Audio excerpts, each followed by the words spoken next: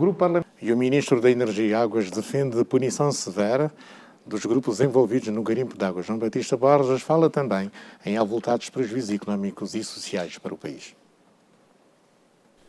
Essa atividade não só prejudica quem tem contratos celebrados para abastecimento de água em casa, não é, que deixa de ter, porque alguém antes já desviou o curso da água para outros fins, como também cria prejuízos económicos importantes ao Estado.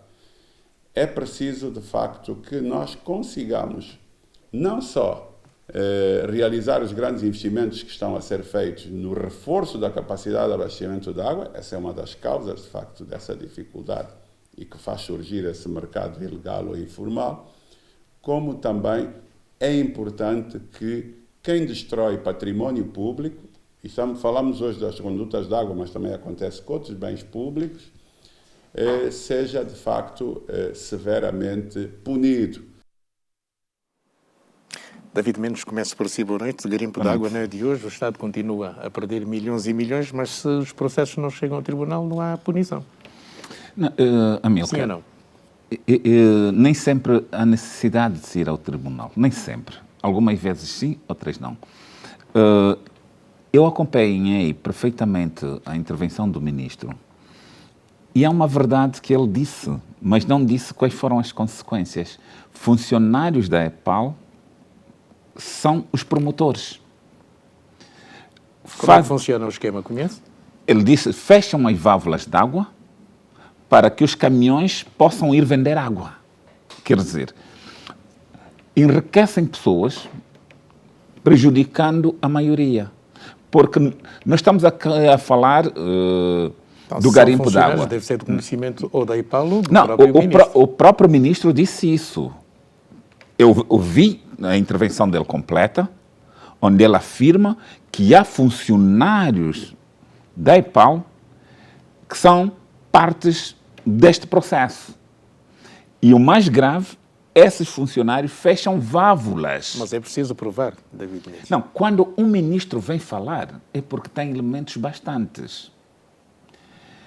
E não é preciso fazer muito esforço para ver quantos milhões se faz com esses caminhões de água. Quem são os seus donos? Essas pessoas não compram água, mas tiram de lá muito rendimento, porque a água varia de 14 mil a 22 mil o caminhão. Quer dizer que se ele num dia tiver feito 2 ou 3 caminhões, está a falar em 60 mil kwanzas dia. E só é possível este fenómeno, tal qual nós tínhamos na energia, que os PTs eram privados, e eram os privados que passavam depois para a população cobrando. Acabou-se esse negócio dos PTs. Hoje o grande negócio é a água. E não vamos aqui dizer, não, estão a garimpar a água. Não, o garimpo não se faz de noite. O garimpo todo mundo sabe onde é que é feito. Por que é que não se tomam as medidas? Por que é que os órgãos competentes da EPAL, em cooperação com a polícia, não tomam as medidas? Porque isto beneficia muita gente. É uma fonte de rendimento para muita gente. Tito Camacho, concorda com esta opinião de David Mendes? Sim, concordo. Boa noite, David Mendes. Boa noite, Amilcar. Eu concordo. E eu ouvi também as palavras do Sr. Ministro, porque este fenómeno não é de agora. Repare, Amilcar, que já há alguns anos o próprio Ministério e a EPAL criaram um instrumento que se chama Estratégias para Combate do Garimpo da Água e o seu impacto no domínio social, econômico, na vida das famílias e na vida das empresas. E tem que se buscar quais são os resultados e qual é o impacto que isso teve na vida da própria EPAL, na vida das empresas, porque quando se fala em 1.000 milhões de kwanzas agora, nós estamos a falar nos anos anteriores do que é que efetivamente ocorreu. Se não se faz uma avaliação, porque nós não podemos passar sempre a vida a ter bons projetos, bons programas e depois não se faz a sua avaliação do projeto e a sua implementação, a sua avaliação e depois aonde que quem criou falhou para poder melhorar, porque quando estamos perante uma governação participativa e inclusiva, nós não podemos só ter boas intenções. Boas intenções, como se diz, o inferno está cheio. Não. Nós devemos temos uma boa intenção, há esse instrumento jurídico da própria EPAL, mas é preciso nós avaliarmos qual é o processo de andamento. Eu sei que, por exemplo, só a título mesmo de exemplo, ocorreu muito recentemente uma reunião organizada pela Administração Municipal de Luanda, no Distrito Municipal de Angola-Quiloange, em que uma das grandes reclamações dos moradores foi justamente a vandalização, a comercialização e o garimpo de água. Os munícipes estão cansados desse fenómeno e querem soluções da administração, porque se estamos perante uma governação inclusiva, querem soluções. As pessoas querem água, querem energia. Se é um setor que nós devemos efetivamente ser honestos, que sofreu uma evolução muito positiva, é justamente o setor da energia e o setor da água. Justamente tens aqui um ministro com muita competência, com muito valor técnico, conhece as dificuldades do setor. Hoje em dia, dou-lhe um exemplo, no setor, por exemplo, da energia, diminuiu muito o negócio dos geradores, por isso é que agora, e disse muito bem o doutor David, o negócio da água aumentou, agora é preciso mitigarmos esse tipo de práticas. Como é que se vai fazer? Há um instrumento de combate ao garimpo. Mas é preciso nós avaliarmos onde é que falhamos e como é que efetivamente se pode melhorar. Porque 1.000 milhões de kwanzas é muito para a família, para as famílias, é muito para as empresas e é um custo, porque, repara, nós agora já não temos o Doing Business, mas antigamente, quando o Banco Mundial tinha o Doing Business, que era um critério para avaliar quais são os melhores países para se investir, um dos critérios é justamente esse, porque os custos de água, por exemplo, para uma indústria, para uma fábrica, também são requisitos fundamentais para saber se vou investir ou não num país. E a água e a energia são elementos fundamentais na hora de eu tomar uma decisão de investir ou não numa determinada região. Pois bem, avancemos. A falta de pagamento da pensão social dominou o encontro entre a Provedoria de Justiça e o Ministério da Administração Pública, Trabalho e Segurança Social. A Provedoria de Justiça recebe várias reclamações do incumprimento quanto ao pagamento das prestações. As preocupações apresentadas pela Provedora de Justiça estão relacionadas com os constrangimentos e a burocracia porque passam os idosos que trabalharam de 1975 até 1992. E tal como acontece nas Forças Armadas, na polícia, também na Segurança Social, os processos são tão complexos que muitas vezes os mais velhos dizem: nós ficamos 2, 3 anos, levamos os documentos, agora falta isso, depois levamos, falta mais isso, depois levamos, falta mais isso. E o Estado não inspecionou, por exemplo, as empresas privadas, que não descontaram para a Segurança Social ao longo de anos. Às vezes emitem, portanto, uma declaração, mas o Estado quer, portanto, o comprovativo dos salários de 7 ou 8 anos. Quem é que guarda tanto papel? Os mais velhos nem sequer tinham acesso ainda às tecnologias de informação. Não poderia ser esse processo mais flexível? Compreendemos que também existem algumas fraudes no meio disso, mas nós temos muitas fontes para poder aferir. O responsável de MAPTES garantiu que é um trabalho que está a ser feito pelo Executivo no sentido de alterar este ambiente de preocupações.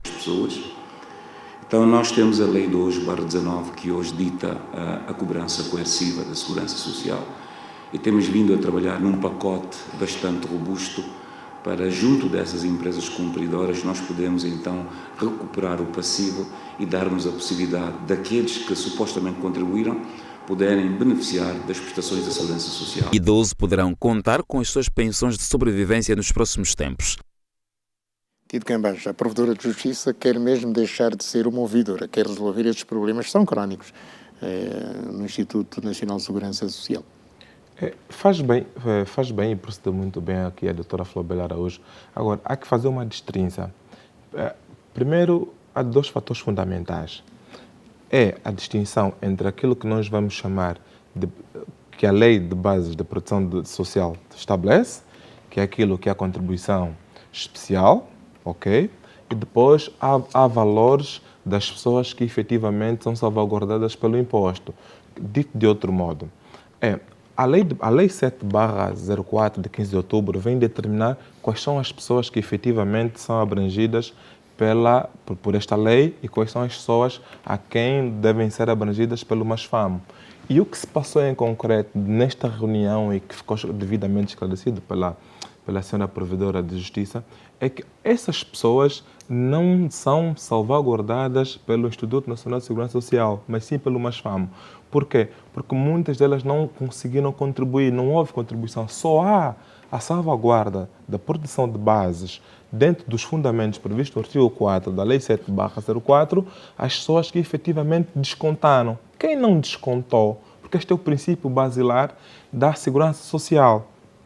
O que é que significa? A segurança, para as pessoas terem o direito à segurança social, tem de se verificar determinados pressupostos. Eu sei que convenhamos que dentro do nosso processo histórico, e isto temos que ser honestos, somos um país novo, viemos de um período de guerra, que efetivamente há que nos reorganizarmos, mas se nós olharmos para aquilo que a lei diz, a lei nos vem dizer que dentro dos fundamentos temos como a solidariedade nacional, o bem-estar das pessoas, da família e da comunidade, o desenvolvimento regional, e isto é que vem efetivamente reduzir progressivamente as desigualdades sociais, a prevenção de situações de carência e de marginalização, a garantia dos níveis de subsistência. Esses pressupostos todos e que vão vir fazer com que essas pessoas vão estar incluídas dentro da lei, aí sim vai se verificar e vamos preencher os requisitos previstos na Lei 7/04. As outras pessoas que não fizeram o desconto, que são pessoas que se encontram em situações de vulnerabilidade, sobre estas quem vai responder é o MASFAM, que dentro das suas competências, como departamento ministerial, porque essas pessoas efetivamente não descontaram, porque como o Amilcar sabe, os trabalhadores, sobre eles, no final do mês, há uma parte que é descontada em sede de imposto de rendimento de trabalho e há outra parte que vai para a Segurança Social. Sobre o desconto, e esse debate, por exemplo, que ocorreu agora a título de direito comparado em França, que fez com que surgissem os chamados coletes amarelos, porque o presidente Macron queria aumentar a idade da reforma por causa dos descontos, justamente por causa de um debate muito antigo que começou até com o presidente Jacques Chirac, que é a sustentabilidade da segurança social francesa. Porque esse debate um dia também vai ser levantado em muitas regiões, porque efetivamente as pessoas em muitos países vivem muito mais tempo, mas descontaram só a determinada idade. Dou-lhe um exemplo. No Japão, por exemplo, há pessoas que têm 80 anos, mas vivem na casa de um pai que tem 102 anos. E a segurança social fica apertada. Por quê? Porque muitas vezes essa pessoa só descontou, por exemplo, até os 72 ou até os 62 anos de idade. Como é que a segurança social vai suportar se a pessoa viver mais de 20 ou 30 anos? É muito difícil. São despesas muito pesadas. É um debate que nós precisamos ter, porque efetivamente essas pessoas que não descontaram devem ser, e o rigor é esse, devem ser suportadas pelo Orçamento Geral do Estado dentro daquilo que está previsto na lei. E é esse esclarecimento que foi feito à senhora Provedora de Justiça, porque deve ser o Orçamento Geral do Estado que suporta essas pessoas. Exato, aqui só estamos a lutar para chegar aos 60 anos. E não o Instituto de Segurança Social, porque ao Instituto de Segurança Social compete apenas aquelas pessoas que efetivamente fizeram o desconto. Dentro das prestações suplementares, da Segurança Social, é assim que efetivamente as coisas devem funcionar. Claro. Dr. David Mendes, nós temos aqui pensionistas que ainda não receberam pela Segurança Social, mas já fazem contratos, digamos, com as empresas às quais serviram. Amilcar, primeiro temos que refletir no seguinte. Nós viemos num período que vamos falar de 75 a 92, em que as empresas eram públicas. Não devemos nos esquecer que nós estávamos num Estado que era detentor das empresas. Não diria públicas, mas eram unidades económicas estatais. Estatais, eram públicas. Unidades económicas estatais eram públicas. O Estado não pode, de maneira nenhuma, tal qual se exige aos outros empregadores, recusar a sua responsabilidade perante essas pessoas. Prestaram serviços, descontaram para a UNTA, descontaram para a Segurança Social, porque saía. Agora, se o Estado, por intermédio dos seus funcionários, não deu o tratamento devido, desviaram dinheiro, ou a política do momento não era naquela direção, o Estado não pode lavar as mãos. Os trabalhadores não podem ser culpados de não terem sido inscritos na Segurança Social. Não. Doutor David, é preciso dizer o seguinte. O que a Lei 7/04 diz a lei é que... Doutor, desculpe só. Não vamos nos fundamentar por lei. Doutor, desculpe só. Eu sei que a lei é a vontade. O direito doutor, é 50%, doutor, lei é 50% bom doutor, senso. a Mas lei, é rápido, deixa-me só dizer o seguinte. É rápido que é. Há 3 eixos fundamentais da Segurança Social. 3 eixos. O primeiro é proteção social obrigatória, o segundo é proteção social de base e o terceiro é proteção social complementar. O que eu lhe quero transmitir é, ainda assim, o legislador aproveitou, através do Decreto Presidencial 299/20, que é aquelas pessoas que efetivamente, que aprovou o regime jurídico sobre a proteção social na velhice, algumas pessoas que efetivamente não descontaram, e é preciso dizer isso, há pessoas que não descontaram. Não, o problema não é do cidadão, atendendo às especificidades da nossa terra. Doutor, desculpa. Quem descontou está salvaguardado. Não, doutor, desculpa. Quem descontou está salvaguardado. Doutor, desculpa. O doutor só está não querendo... está salvaguardado. Não, o doutor está com a linguagem do colonial. De que o colonizado é o culpado por ter sido colonizado. Não. Espero não estar a não, ser bom está aqui a dizer. O que eu estou a dizer é que o trabalhador é culpado. Sobre quem descontou, este facto é imputável efetivamente à Segurança Social e a Segurança Social está a cautelar isto. Quem não descontou, compete ao Masfamo, como está numa situação de vulnerabilidade, responsabilidade. E isto, através do Orçamento Geral do Estado, está acautelado. O princípio da solidariedade, o princípio da contribuição especial, o princípio da solidariedade, que é salvaguardado através da lei de bases da proteção social, é para quem contribui. Só recebe isto quem efetivamente contribuiu. Quem não contribui não recebe. Doutor, vamos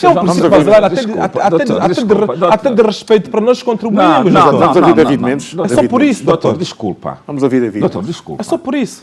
Então, doutor, é uma ideia de justiça. Quem doutor, contribui... Não, doutor, ele trabalhou para quem?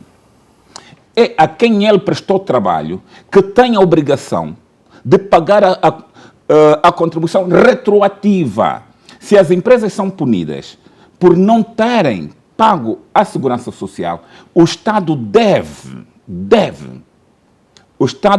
pagar as contribuições que não fez a Segurança Social. E eu concordo consigo. E mais, doutor, nós não podemos aqui falar em pessoas que estão em vulnerabilidade. Não. Eles contribuíram, eles trabalharam. Era obrigação do empregador pagar. Se o empregador não pagou, deve ser forçado a pagar. Porque nós estamos aqui a tentar atribuir a culpa ao trabalhador. Não, a culpa não é do trabalhador. A culpa é do Estado. Mas há pessoas que efetivamente não descontaram. Quem não descontou?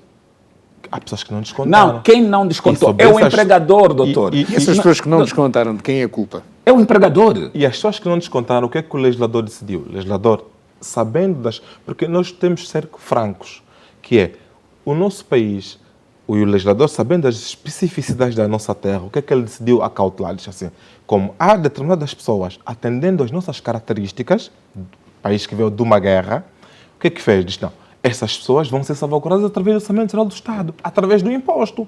E é assim que as coisas funcionam. E é esse esclarecimento que foi devidamente feito à senhora Provedora da Justiça. Não há mal nenhum. Eu não estou a discordar em tese, não discordo sim, doutor David. Eu penso, o que eu estou a lhe dizer é, quem efetivamente descontou e contribuiu sobre essas pessoas, a Segurança Social deve efetivamente responsabilizar-se. Quem não contribuiu, o Masfamo, Doutor, volta nós a temos insistir. que usar Não, a lei. Não, doutor, a lei deve ser o nosso limite, nosso fundamento e nosso critério. Não. As leis podem ser injustas. E as leis injustas concordo consigo que as leis podem ser injustas. Devem ser combatidas. Concordo Os senhores são advogados, vão perder clientes. É cada um a sua vez, por favor. David Mendes. Doutor, o que acontece é o seguinte. Não é responsabilidade do trabalhador pagar a Segurança Social. É responsabilidade do empregador. Isso tem que ficar claro. Isso é a base. Não pode dizer, alguém que trabalhou para o Estado, dizer Você não contribuiu. É que não é só para o Doutor, Estado. deixa-me aos terminar. privados também. Doutor, deixa-me terminar. Porque de 75 a 92, o patronato eram empresas estatais, na sua maioria, as empresas ficaram com o Estado, e serviços públicos. Se o Estado, como empregador, não pagou a segurança social, o Estado é devedor. Então, não pode a segurança social querer que seja o trabalhador a justificar que ele descontou. Apenas cabe ao trabalhador fazer prova que naquele período trabalhou para aquela instituição. E cabe a essa instituição cumprir com as suas obrigações com a segurança social. Nós não podemos aqui querer passar a responsabilidade ao trabalhador. Ao trabalhador compete única e simplesmente fazer prova que trabalhou. E o patronato tem a obrigação de cumprir com o seu dever. E nós até usamos uma expressão muito bonita. O Estado é pessoa de bem. O Estado é uma pessoa de Então, bem. se o Estado é pessoa de bem... Poder-se responsabilizar criminalmente os gestores destas empresas? Isso não. Não porque ao trabalhador não lhe importa a responsabilização criminal. Ao trabalhador importa a responsabilidade civil. Isso é o dever de pagar. Agora, se o Estado der conta que os seus agentes usaram indevidamente aqueles fundos, aí o Estado tem o direito de processar essas pessoas, mas não o trabalhador. Para fechar. Sim, eu penso que, em tese, nós não discordamos da base, dos pilares fundamentais da segurança social. O que deve estar claro é quem contribui deve, efetivamente, no momento da sua reforma, receber. Esta é a base fundamental. Sobre as pessoas que estão em situação de vulnerabilidade e não descontaram, quem responde sobre eles é o Estado, através do Orçamento Geral do Estado. Através do imposto, como sabe, que nós efetivamente pagamos, todos nós contribuímos, dentro daquele princípio que somos todos contribuintes e, infelizmente, devemos, tal como temos direitos, também temos deveres. E um dos nossos deveres é, efetivamente, dentro do princípio da cidadania fiscal, pagar os nossos devidos impostos e ajudar, dentro da solidariedade social, aqueles que efetivamente estão em situação de vulnerabilidade. Obrigado, então, doutora Florbela Araújo. Avance. Vamos falar agora da Sonangol, na Bodiva. Os títulos de dívida da Sonangol entraram na última sexta-feira em negociações na Bolsa de Dívida e Valores de Angola. São 75 mil milhões de kwanzas. A empresa busca por financiamento para pagamento com fornecedores internos. As obrigações da petrolífera Sonangol registaram, até o fecho da última sexta-feira, subscrições, uma procura maior que a oferta, com cerca de 1.468 ordens válidas.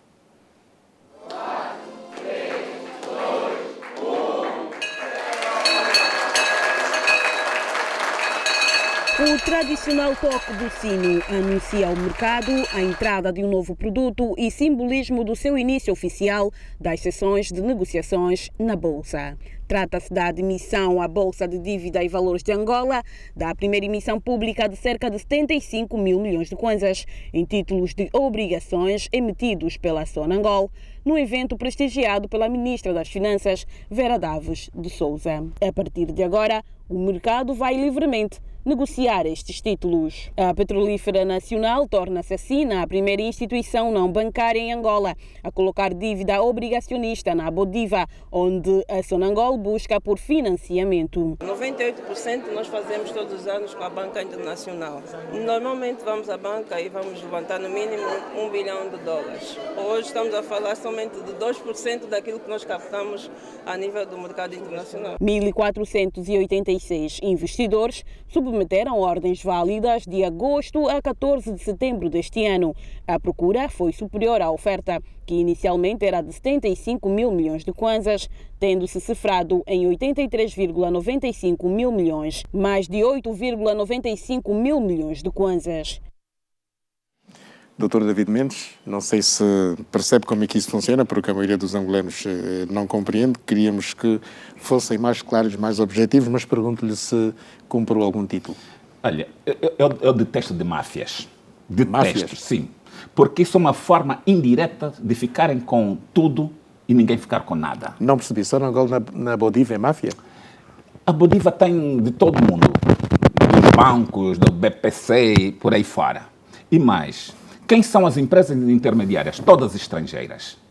E eu tenho noção disso, e falo aqui com muita segurança, porque nós tivemos, na Ordem dos Advogados, numa das nossas Mas, conferências... doutor David, sabe como é que se fazem as negociações? Deixa-me falar. Numa das nossas conferências, nos vieram falar como funcionava a Bodiva e outras bolsas. E nós até, enquanto advogados, pedimos, então, que nos deem uma formação especializada para que tenhamos acesso a isso. Nunca aconteceu.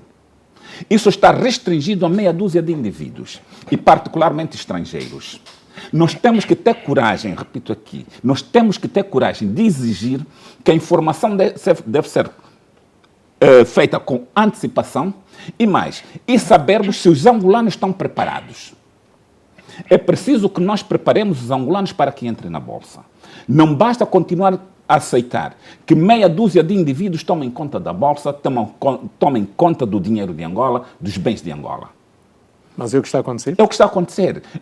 O que acontece, Amílcar, é que nós não temos coragem de falar olho nos olhos que vocês estão nos aldrabar.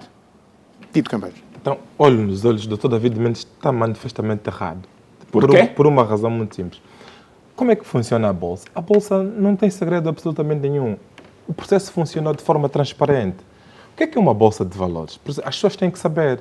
Uma Bolsa de Valores é um mercado de transação de bens e serviços. Sim, agora vai-me falar quem tem acesso à Bolsa. Vamos aí. Agora vamos lá. O que a Sonangol procurava? A Sonangol procurava vender uma participação e procurava um valor a cerca de 83 mil milhões de kwanzas. Era o valor procurado.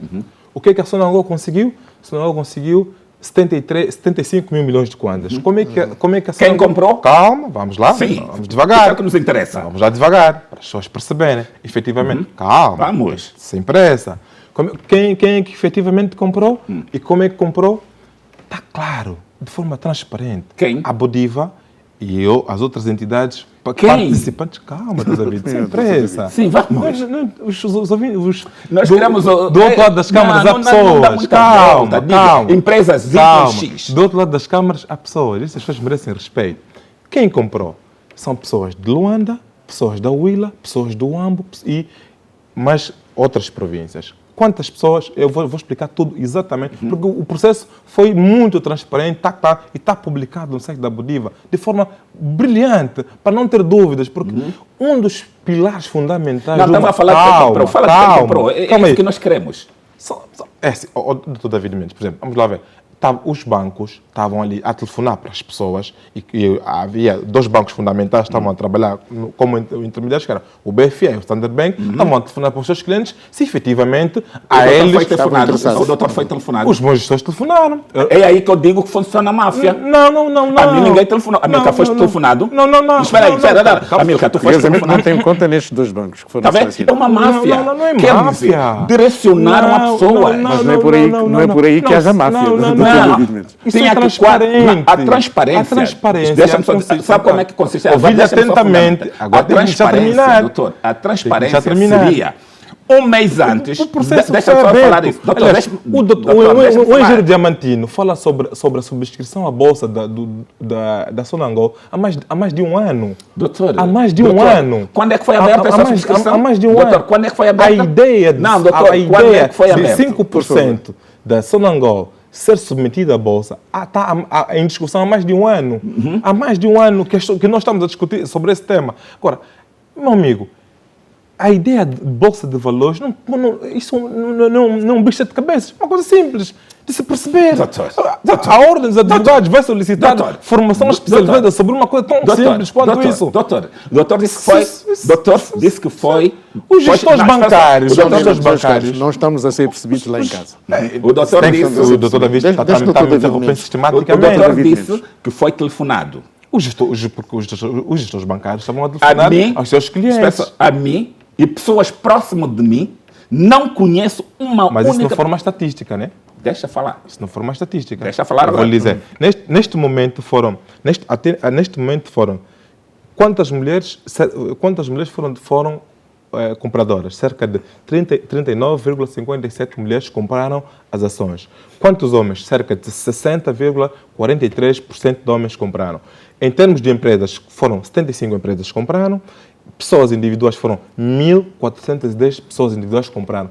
Meu amigo, aí está a máfia. Não há máfia nenhuma. Sabe por quê? Mas é preciso fazer máfia com 75 empresas? Não, é preciso fazer máfia com 1.410 empresas? Não, amigo. Mas, Amilcar, cabe na cabeça de alguém... Vou dar mais um minuto a cada um. Mais um minuto para Cabe na concluir. cabeça de alguém fazer máfia com 105 empresas? Cabe na cabeça de alguém fazer máfia com 1.410 empresas? Por amor de Deus, o processo foi transparente. Agora, se o doutor e aí algumas pessoas que fazem parte do seu círculo não percebem como é que funciona o mercado de bolsa, isso é outro tema. Vamos estudar, vamos ouvir outras pessoas, vamos ler outros livros com muita seriedade, com muita calma, porque senão o bicho está de cabeça. O setor financeiro, e ainda bem, porque nós, se calhar, e eu concordo inteiramente, se calhar nós devemos rever alguns manuais que nós temos para fazer o quê? Para os livros que nós temos, desde a fase embrionária das nossas crianças, aumentar a literacia financeira. Aí sim, podemos rever os nossos manuais, incluir a ideia de literacia financeira, a ideia de empreendedorismo, começar a ensinar aos nossos filhos, desde a tenra idade, como gerir as suas mesadas, como gerir... Isso sim, aí concordo plenamente. Agora, para chegarmos aos 40 anos, aos 50 anos, e não perceber o que é uma bolsa de valores, o que é um mercado financeiro, Estamos não podemos para concluir, David Mendes. Sabe, os argumentos do doutor é de alguém que beneficiou. Não beneficiou. Agora deixa eu falar. Não comprei. Não comprei. Deixa-me falar, por favor. Deixa-me falar. Ao doutor lhe foi telefonado para comprar e acredito que outras pessoas próximas foram telefonadas para comprar. Mas a maioria desse povo nesse país não foi telefonado para saber nada. Nós não podemos viver num país de discriminação. Nós não podemos aceitar... Mas, doutor David, as regras são universais, é assim que funciona. Não. Eu, quando disse era uma máfia, ele disse que era mentira, porque até a ele foi telefonado. E isso veio sustentar a minha teoria. Por isso foi transparente. Deixa-me falar, por favor. Vamos concluir, doutor David Mendes, porque vem sustentar a minha teoria. Algumas pessoas se beneficiaram desse processo, porque se assim não quisessem, teriam colocado publicidade, teriam publicitado na rádio, nas televisões, nos jornais, que no dia tal haveria isto e o critério é este. Teve no Jornal de Angola, Jornal Oficial. Falou, eu não respondi. Esteve no Jornal de Angola. Falou, eu fiquei calado. O doutor falou, fiquei calado. Mas esteve no Jornal de Angola. O doutor falou, fiquei calado. É para mim concluir. E na TPA?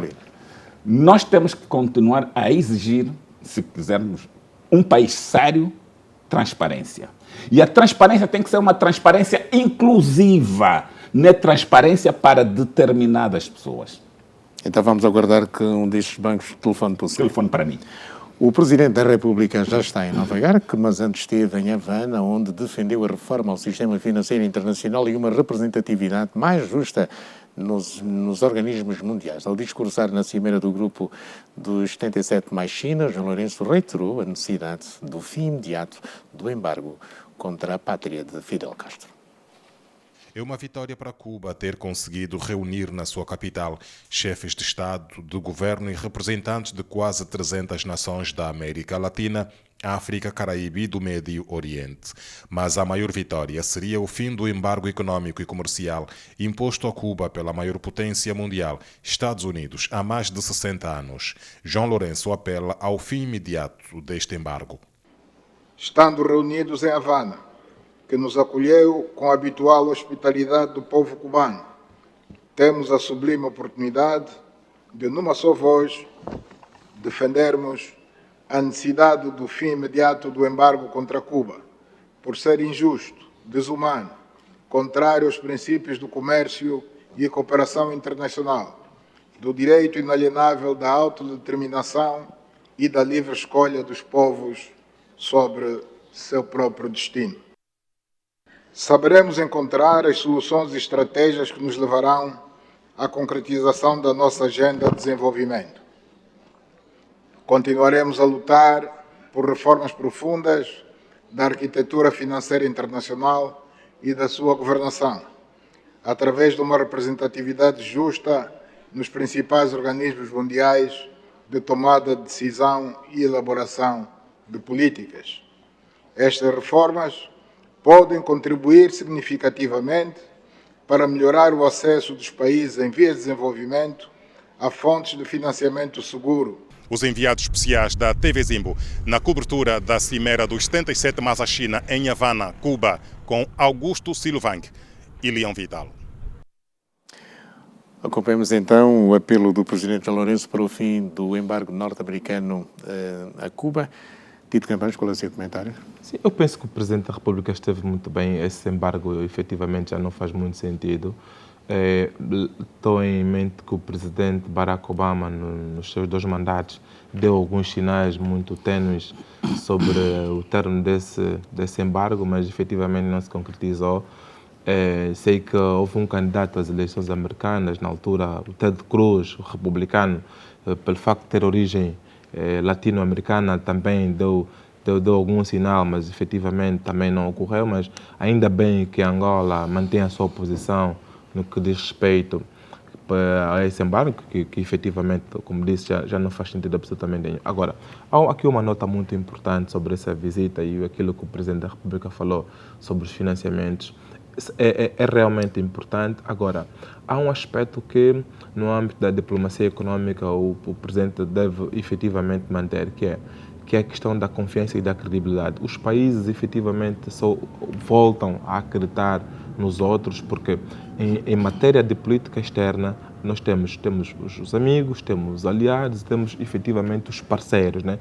E nem todos são parceiros, nem todos são aliados, nem todos são amigos, até porque em política normalmente muitas vezes não há amigos permanentes, mas sim interesses permanentes. Agora, é que fazer efetivamente essa avaliação, e Cuba é um aliado da Angola de longos anos, que efetivamente sempre esteve do nosso lado.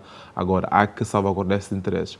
Uma questão muito importante no âmbito também da diplomacia econômica é fazer com que as pessoas e os investidores, quer internacionais e nacionais, voltem efetivamente a acreditar no nosso país, porque se é um fator muito importante que a Angola conseguiu recuperar nos últimos anos, é o fator confiança. E o fator confiança é muito importante na economia, porque é ele que vai fazer com que os investidores voltem a acreditar. Repare que as instituições de Bretton Woods estão a efetivamente voltar a acreditar em Angola e fazer com que os investidores venham para aqui. David Mendes, a mesma questão. Eu acho que os Estados Unidos deviam repensar esse bloqueio contra Cuba. Cuba resiste e também já era tempo dos Estados Unidos compreender que não vai fazer verga a Cuba. Não vai.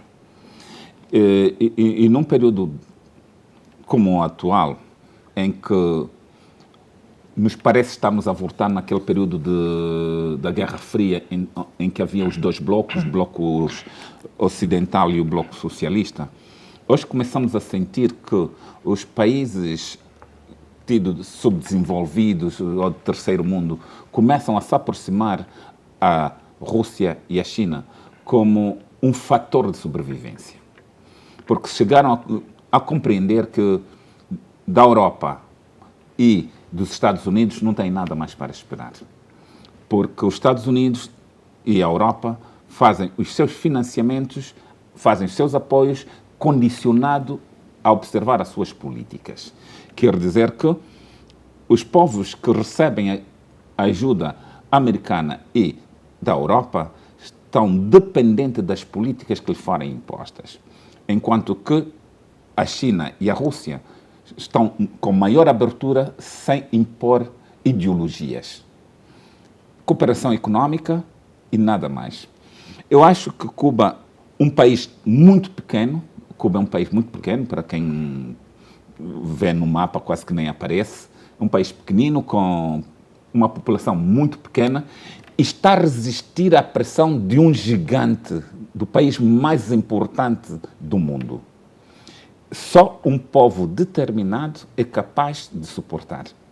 Eu acho que Cuba tem um povo determinado. E eu felicito Cuba. Os Estados Unidos deixará de ser o país mais importante em 2049, quando a China, quando o Partido Comunista Chinês completar 100 anos no poder, que é aquilo que é a previsão do Partido Comunista Chinês, que é em 2049 será a maior potência. E como até lá, não sei se ainda lá estaremos, mas o importante é o hoje. O hoje é a nossa solidariedade com Cuba. Sim. O seu minuto. O meu minuto, vou fazê-lo em nome do pessoal do Grupo Experimental de Teatro, do qual sou parte. Um agradecimento ao senhor governador de Luanda por ter atribuído ao Grupo Experimental de Teatro o diploma de Munícipe de Mérito. Sabe que o Grupo Experimental de Teatro, que eu saiba, e nunca tivemos coisa igual, é o único grupo que hoje tem indivíduos de mais de 60 anos de idade em palco.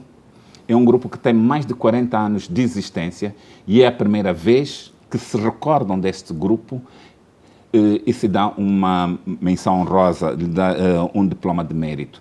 Quero, em nome dos meus colegas do Grupo Experimental de Teatro, agradecer ao governador de Luanda por esse gesto. Muito obrigado. Seu minuto. O meu minuto, vou dividi-lo em dois. Primeiro é fazer recordar o 17 de setembro, que é o dia do guia imortal, dizer que os valores e os princípios de Neto continuam vivos. Se é um valor que constitui uma matriz que Neto nos deixou, é a ideia de liberdade. Liberdade no que diz respeito aos direitos civis, direitos econômicos, direitos sociais. E um outro tema importante é o facto inédito que aconteceu ontem, Dia Mundial da Limpeza. A administração municipal de Luanda, aqui na pessoa da doutora Milka Kaká, teve a iniciativa de colocar cerca de 34 mil cidadãos a fazer limpeza por toda a cidade. Isto foi um facto inédito, muito importante, do qual fiz parte. Então, veio demonstrar claramente de que governação é proximidade, governação inclusiva, governação participativa, e se nós queremos manter isso, devemos começar onde nós vivemos, começar a limpar justamente onde nós vivemos e fazermos parte daquilo que é o nosso meio ambiente. Nós queremos limpeza, queremos um sítio bom para se viver, deve começar onde as pessoas vivem. Muito obrigado. Muito obrigado, Tito Cambanjo. David Mendes, obrigado pelo vosso entusiasmo, pela vossa contribuição. Obrigado. Aqui no Revista Zimbo. Foi a Revista Zimbo.